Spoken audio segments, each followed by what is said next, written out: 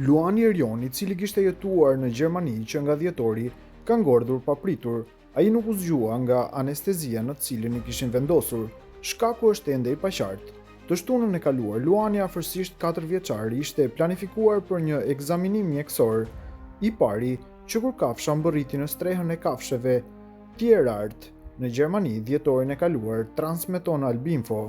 Macet e mëdha, grup ku bëjnë pjesë edhe luanët, duhet të anestezohen. Për këtë procedurë, Erioni nuk u zgjua kurrë nga anestezia dhe ngordhi pak pasi filloi ekzaminimi. Të gjitha kafshët u ekzaminuan. Ende nuk e dim saktësisht se çfarë ndodhi, tha Eva Linderschmid, një biologe në Tierart, për gazetën Rheinpfalz. 2 javë më parë, 2 veterinerë, Jonathan Painer dhe Julia Bonner, ishin mysafirë në stacion për disa ditë. Më parë, ai mbahej në kushte të këqija në Shqipëri, në një hapësirë që ishte shumë e vogël. Aktivistët e të drejtave të kafshëve u njoftuan për Luanin përmes një fotografie në mediat sociale dhe e shpëtuan atë me ndihmën e zyrtarëve të doganave.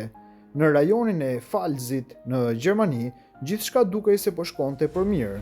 Të gjithë u dashuruan me të kur mbërriti, thot Eva Linderschmid, kujdestare e Erionit dhe eksperte e jetës së egër, përcjell Albinfo. Luani i dobësuar, i cili kishte humbur pothuajse të gjithë krifën e tij, fitoi forcë dhe masë muskulore. Kujdestarët raportonin me entuziazëm për natyrën e tij kurioze, ndërsa ai shërohej në Pfalz.